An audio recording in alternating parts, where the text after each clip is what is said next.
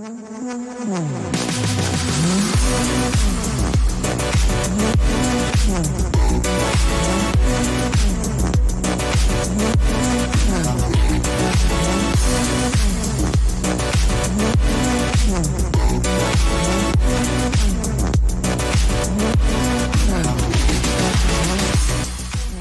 everyone. I'm Emily. And I'm Hannah. And we are the hosts of the I Don't Think So podcast. Each episode, we discuss a different story, theory, or mystery and decide if we think it's believable or if we really don't think so.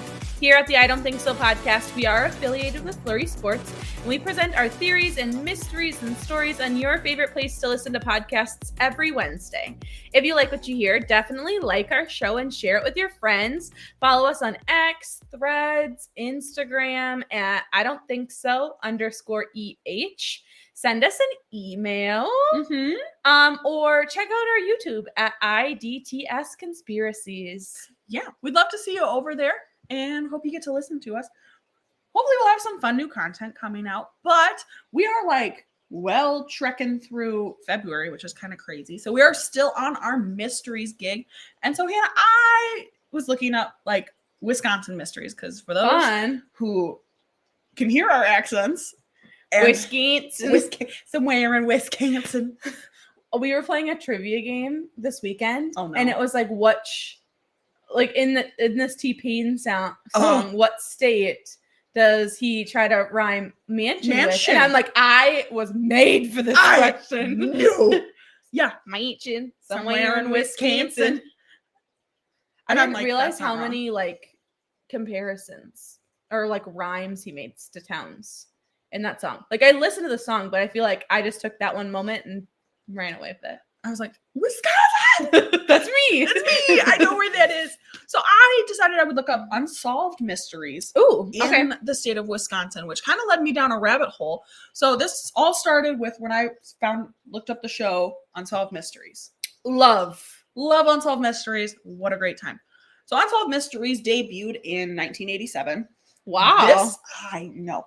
This story, however, we're going to talk about, aired in 1988, which was the first year. An OG episode. OG episode. And 1988 was actually the first year that Unsolved Mysteries really became a full-fledged show. Cool. Okay. So in their first real big year, this show talked about how a used bunk bed would terrorize one Wisconsin family into forever leaving that home. Wow. That sounds serious. I know.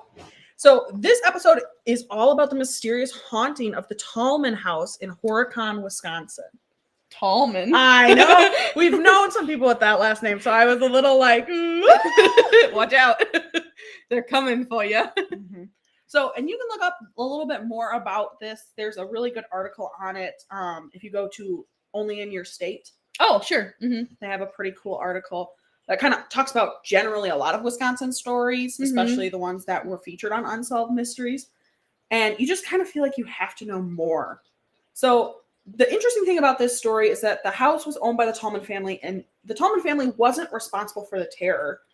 It was a used bunk bed they brought into their home in 1987. Oh, so this happened, and then Unsolved Mysteries was on it really quick. Mm-hmm. Yeah, so it was one of those things that it went from being kind of a normal everyday life for this family to completely things being turned upside down. So for 9 months, the Tallman family suffered a life of horror after purchasing a bunk bed from a secondhand store. Alan and Debbie Tallman found an almost new looking bunk bed at this thrift store, and they were like, perfect. Just what we were looking for. I mean, listen, I'm a thrift shopper. Same. Finding a bunk bed at a thrift store, that sounds like a buy. These jeans? Oh, yeah. $2. I thought you meant your socks. No. I'm not a big sock or underwear. I won't get those from thrift stores. These are brand new. Thank you very much. They got hot cocoa Fun. on them. Keep my toesies But warm. bunk beds, a thrift store store. And to find them new. Because, sometimes I go into the thrift store and look at the furniture. And it's an office chair from 1920. And it's... The wheel's broken off. It's only got one leg left. And I'm like, who? But it's still $30. Right? I'm like, no, thank you. So they automatically thought it would be a perfect addition for their children's bedroom. So that day in 1987, the Horicon, Wisconsin would never, ever be forgotten for them. So after bringing the bunk bed home, they quickly set it up. And just as quickly as they got it set up, the nightmares began. Oof. Almost immediately, strange events started happening. They reported that the radio would just start playing on its own. Oof. The children also reported seeing an old woman in their room. Yeah. Continue. They described this old lady as ugly, which is rude. The first choice. Can you imagine, like, haunting a house? And they're like, ugly bitch. And the kids are like, I saw this woman in the room and she was homely. That bitch could peel paint. That's probably why she was, like, attacking them. So you have nothing nice to say about me. They're like, whoa! Oh, God. Like, I'm sure you get a little spooked, but to be like, good. Not scary. Ugly. That bitch was homely. But anyways, they described her as being ugly with long black hair, and she used to glow like fire. Weird. Creepy. Okay. Doors would open and close by themselves. There was a chair that they had that would rock all by itself. A very horror movie. Yeah, I'm not a fan of that. They would often hear voices calling from rooms that were not occupied. God. So to no surprise, the Tallmans, being a good faith family, called their pastor, and their pastor believed he felt the presence of the devil in the home. From the bunk bed. From the bunk beds. This ugly woman's the devil. Oh, God. Poor women. You can't get a break. From death till after, you know? From birth till keep going. Oh, my God. That look, those looks were a curse. That woman, devil. Ooh. Oh, God. At the thought of this, he did a blessing on the home. However, the activity continued and never ceased, never stopped. Their son would soon become so frightened that he wouldn't want to even stay in their home. Same. I'm like, this ugly woman in my room. Well, also, all of those things, like check, noise, weird noises, voices, Dippy. glowing, demon, pass. Not a fan. I'm leaving. I haven't Or I'm getting rid of the bunk bed. Like, if I knew the bunk bed was the issue, gone. Burn it the next day. it's going back to the I don't Goodwill. care how nice it was. I'm sorry. I'm sorry to the next family. I'm cursing. It is going back to Goodwill. I would sleep on the ground before I deal with all that shit. I would sleep in a tree. I would sleep. I in the wouldn't elements. sleep. I would hope I'd pass out. I would chloroform myself. God. So this would anger Alan, the dad. He challenged the happening, saying, quote, pick on me, leave my kids alone. You know. How about you don't? How about, like, leave us alone in general? Pick on me instead. Like, what a... I'd like to think I protect my kids, but, you know. You know how I'm protecting my children? Getting rid of The bunk bed. God. Blessing the house. And if that doesn't work, we're going to a hotel. We'll move. We will. I don't know. We will figure it out. But, like, I'm not doing this with you. Jeez. No, thank you. Yeah. So the very next day after he, told the spirit to pick on him and leave the kids alone, the entity in the house accepted the challenge that he had presented with it.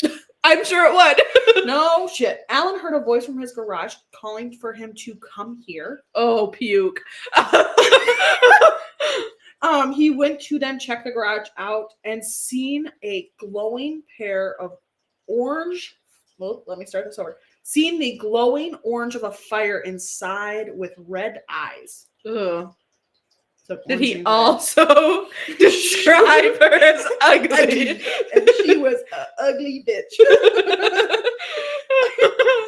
This creature would be staring at him through the window. Oh my God. So later on in the day, he was in bed asleep with his children, his poor children, because they were so frightened. Mm-hmm. And he said he witnessed a fog coming up from the floor. This time it would turn into a flame with glowing green eyes. He would hear another voice. This time the message was, quote, "You're dead." Just as quickly as it came, it was gone. Yikes. Great. Several days later, a skeptic family member stayed over. They were helping attend to the children since Alan was working late that night. Soon, the skeptic family member became a believer. It's reported that a horrific sight presented itself as they were putting the children to bed. It was that night that the Tallmans left their home in the night to try and get away. You can still get rid of the bunk bed. I'm like, it never in this article talks about that they burned that bitch, you know? Okay. Like, there has to be something. So they would left their home. They eventually would decide to sell the home. Shortly thereafter, Unsolved Mysteries got permission from the new owners to feature this home on Larrabee Street. In October of 1988, a reenactment of the events began. The Tallman house was part of season 1, episode 4, and this would be the Halloween episode, which would also include Queen Mary. Oh, the Queen Mary, the boat. Mm-hmm. Sadly, after releasing this episode on streaming platforms, nailed it. The Tallman house segment would not be included. Sad. So during a Reddit AMA in 2017, the Unsolved Mysteries creators addressed this issue. Their response was, quote, "We have a legal staff that keeps track of the cases to make sure that we do not infringe upon anyone's rights." So they wrote, sometimes a statute of limitations on a case has passed. We will always try to be respectful as we can to the people who were featured in the segments. So it is guessed that the Tallmans basically were like, no, we don't want you to talk about it anymore. You can't talk about like how we were horrifically traumatized. I mean, fair. Because like, to be honest, the people getting the money were not the Tallmans. Yeah. So, great.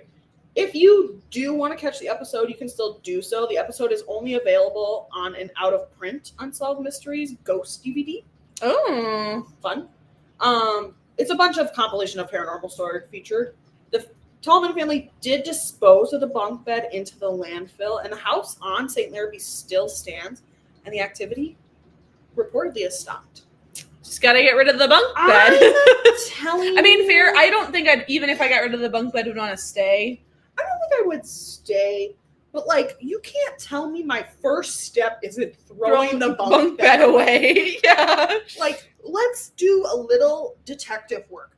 Everything was good until I brought the bed in, and then shit went then off the wall. Ugly bitch came. The ugly bitch showed up, and now look at us. Like, also, I am telling you, if I walk into a garage, which I'm not doing, if I hear someone who I know doesn't call exist, my name, call me to come here, I'm deceased. I'm under my blankets like, no, you can't get me. I'm not doing it. This is the group of girls right here that, like, when we were too young, we're watching A Haunting in Connecticut at our grandma's house, and we would, whenever a scary demon part would come on, we'd pause it, and the DVD player had like a frame by frame action where we just slowly fast forward through it, and there would be no sound, but we'd still jump and scream in terror as it popped up. We'd hear the scary music come on, pause, step frame by frame. Yeah, and it still terrified me. It was so scary. I hate that movie to this day. But I'm telling you. And then if I'm stupid enough, which I'm not, to go out to this garage and there's a bitch staring back at me through a window with glowing orange and red eyes, I'm passing away on the floor.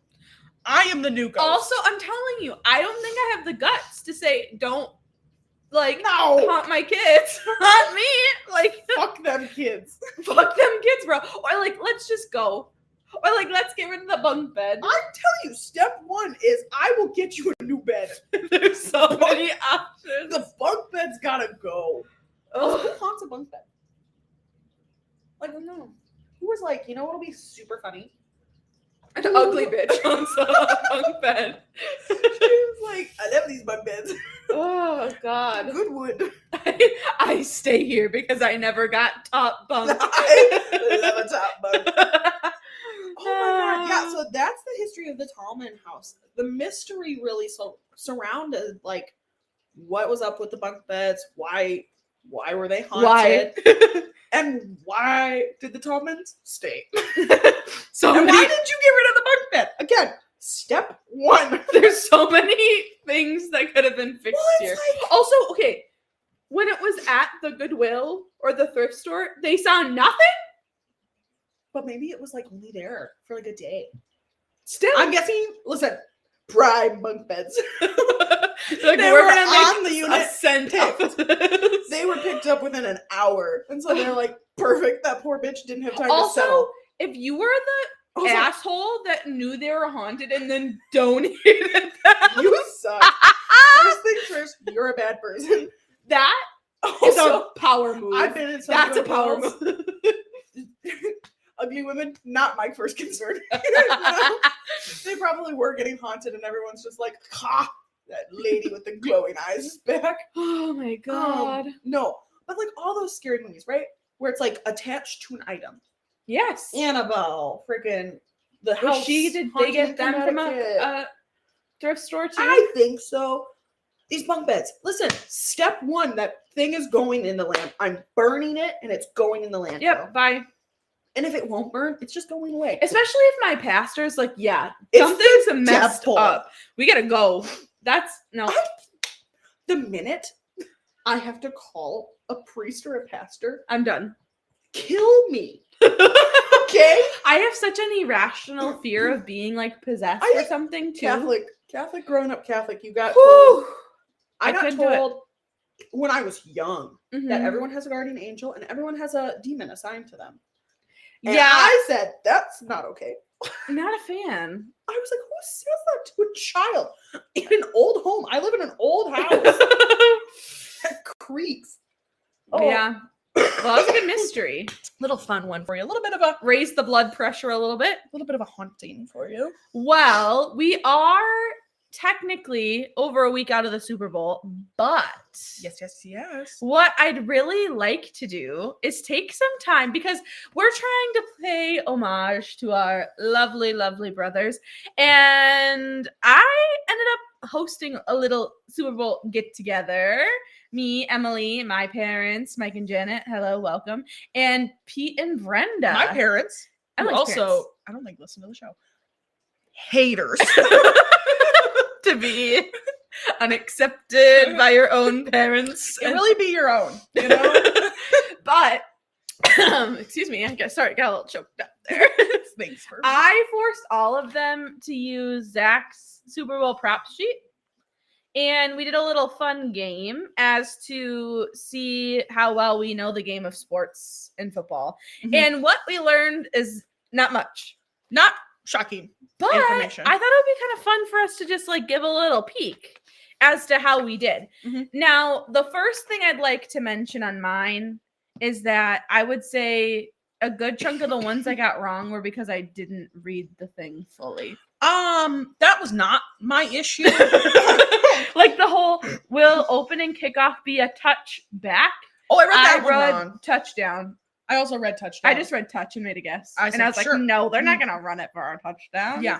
That one I will say I did. I think that was the one that I definitely read wrong. Yeah. But I hate to break it to you. This was like a prediction sheet. So we filled this out before the game. And it was like, what do we think is going to happen in the game? So the first question being like, how long do you think the national anthem will be? Do you think it'll be over 86.5 seconds or under? I was over and I nailed it. I was under because Reba's a fast singer. I thought she was going to move that along. She knew what she was doing, though. She counted. The end, she's like, I'm holding this stuff out. Well, and I don't know if it starts at the beginning of the music or the beginning of her singing. I think either way, she was over. She was over by a mile if she was starting the song because she gave herself a little intro. A little Love an shimmy, intro. a little red-haired swing. I was like, Mhm. Reba, Mm-hmm.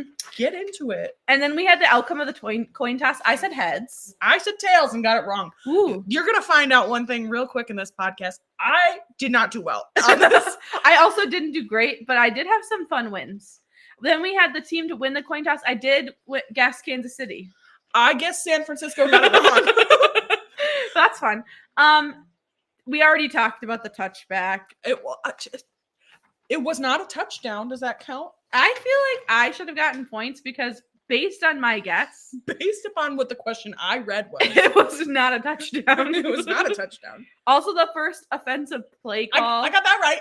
I first was like I was thinking like a flag. Oh, Like I was thinking like an offense. Oh, yeah. But then I had to read through it a little bit more, and then I did guess run. That one, I guessed run as well. That was my Woo! first. We're on question number 5, in case you're concerned. That's fine. That was my first point. I am 4 for 5 at this point. First, this is where it starts to go really downhill for us. Yeah. First drive, wrong. I said score. I also said score. First team to score. I did put San Francisco. I put Kansas City. Woo. Wrong. I would like to just skip a little bit ahead to the highlight of my night. Luda. I'm just saying we are going to be in the presence of a Super Bowl performing halftime artist I'm in so July. excited. Like, tell me, I hope he brings the afro. I love the comparisons of him looking like Scooby-Doo in the Scooby-Doo movie in the afro. I saw that, and I saw the Robots movie. Yes. When he magnetizes the afro on. Yes. They were like, this dude looks like this guy. And I was like, are you wrong? No.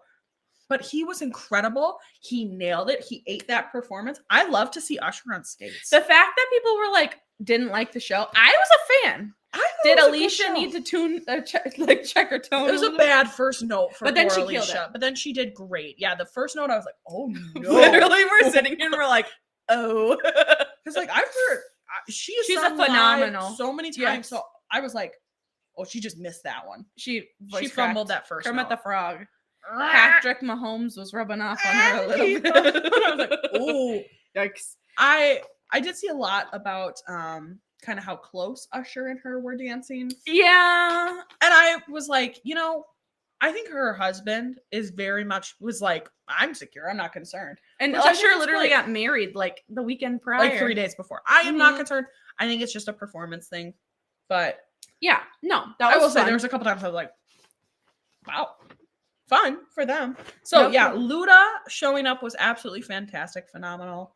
I love Lil Jon. I love that he was just there being him. I love that too. That he ended he started in the crowd. Oh, and then the start with "All I Do Is Win." All I do is win. no bad. And no then what? turn down for what? Oh, that's what I mean. Not Yeah. All I Do Is Win. What am I saying? Don't know. I was really excited for that, but it wasn't song. that. It was turned on for what? Beep, beep, And beep, loud. beep, And everybody shouts.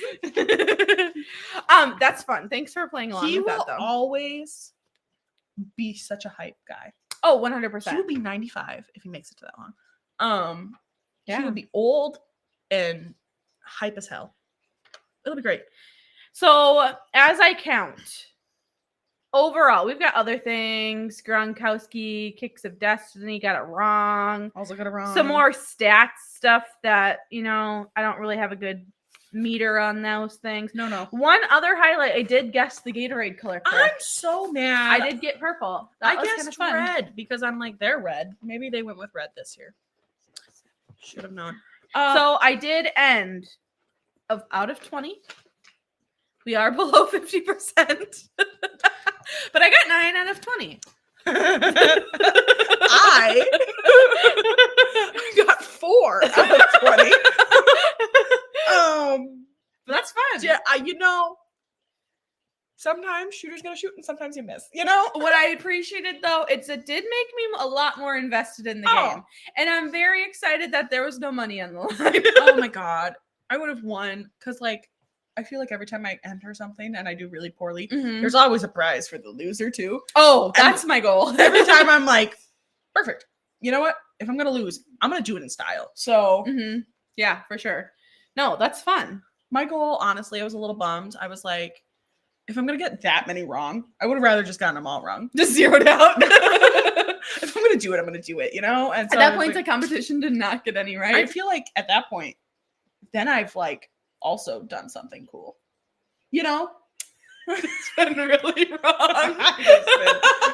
Incorrect every time. It's almost impressive how you were so wrong. It is. They're like, wow. Wow. You did that. That's a good way to look at it. It's a skill. Well, Thanks for tuning in, everybody. We hope to see you all next week with Hannah's mystery. I don't know how many mysteries we have left. This will be the last one. We'll be ending out the end of the year right before leap year. It'll be on the 28th. You mean February? He said ending out the year. Ending out the month There you go. of the leap year. Oh. And no. And I hope. And it'll be so much fun. Yeah. So we'll see you all next week. Bye.